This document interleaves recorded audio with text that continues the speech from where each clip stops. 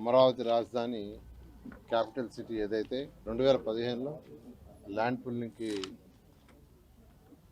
రైతులు అడగడం జరిగింది. ల్యాండ్ పుల్లింగ్కి వాళ్ళు కేవలం 58 రోజుల్లో 34,000 ఎకరాలు ఇచ్చారు. ఆ రోజు ముఖ్యమంత్రి గారు ఇక్కడ ప్రపంచ స్థాయిలో ఒక రాజధాని కడతానని చెప్పడం, దాని మీద తర్వాత Norman fast and partners London వాళ్ళ దగ్గర టోటల్ బిల్డింగ్స్ అన్ని డిజైన్ చేయించడం జరిగింది.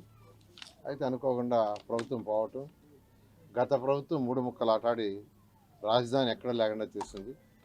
ఏ రాష్ట్రానికైనా ఒక రాజధాని అంటూ ఉండాలి.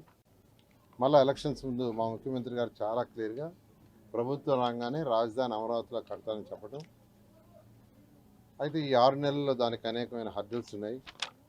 వాళ్ళు ఏదైతే జీవోలన్నీ క్యాన్సిల్ చేసి రకరకాలుగా చేస్తుంటే వాటిని అన్నిటి కూడా మళ్ళా ఆ యొక్క జీవోలు మళ్ళీ అన్నింటినీ కూడా యాక్చువల్గా మళ్ళీ తీసుకురావడానికి మళ్ళీ అథారిటీ మీటింగ్లో డిస్కస్ చేసి, క్యాబినెట్లో డిస్కస్ చేసి, కొన్ని అసెంబ్లీలో మొన్న పెట్టి అసెంబ్లీ యొక్క అప్రూవల్ కూడా తీసుకొని ఆ హర్డల్ పూర్తయింది.